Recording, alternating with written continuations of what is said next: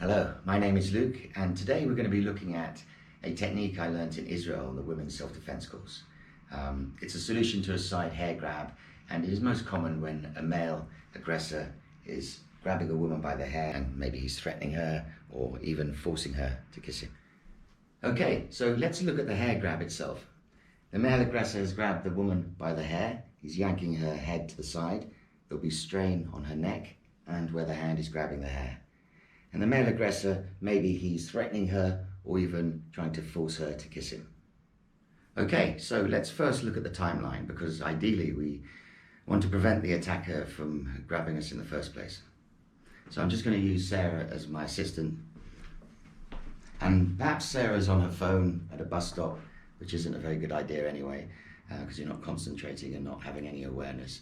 So she's on her phone and maybe a stranger's approaching and trying to grab her hair.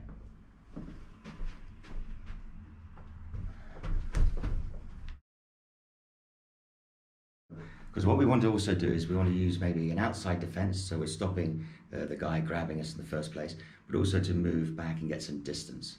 So this time, a little bit more distance. The voice is very, very important. If we're too intimidated to shout at a stranger, we're going to be very reluctant to strike them. So the voice is very, very important. So now maybe when I'm trying to attack, Sarah will do the outside defense, and then using her voice will say, "Stay back, leave me alone." Okay, so let's try one of those. Stay back, leave me alone. Hey, you come with me. Stay back, leave me alone. Hey, you're coming with me. Stay back, leave me alone. Okay, so we've touched on the prevention. Now let's look at the solution to the hair grab itself. Sarah will be the defender, and she's texting on her phone at a bus stop. However, we all know that's not a good idea. You should never be on your phone in transient places like tube stations, train stations, buses, on the street, because we want to keep our awareness. However, she is texting on her phone at a bus stop, and this time I've managed to get close enough to grab her hair.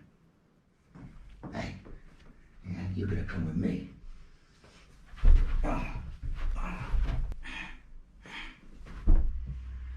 Okay, so let's break that technique down. Let's say that Sarah has grabbed my hair. She's pulling my head down at an angle, so there's quite a bit of pain on my neck and also where she's holding my hair. So what I want to do to relieve that pain is to close the distance.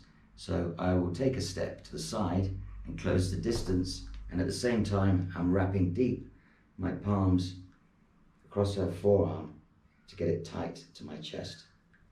I can also hide my head from any possible strikes by her shoulder. And as I'm taking the step, so as I'm taking that step and I'm hiding, I can knee to the groin, and then I could hammer strike and then moving. Okay, so let's change the angle and have a closer look. So Sarah's here, she's grabbing me by the hair, there's a stress on my neck, so I want to close this distance. And to do that, I want to take a step slightly angled, which will enable me to be perfectly lined up to knee to the groin. At the same time, I want to be wrapping my palms deep around her forearm and getting it nice and tight to my chest. Okay, so let's look at another option we can use if we're more prepared when someone grabs us by the hair. So Sarah's grabbed me by the hair, and instead of doing the last technique where we used both palms to wrap the forearm, I'm going to use one palm to wrap the forearm, and the other hand will be attacking the eyes. Everything else is the same, the step, hiding the head by the shoulder. So my hair is grabbed.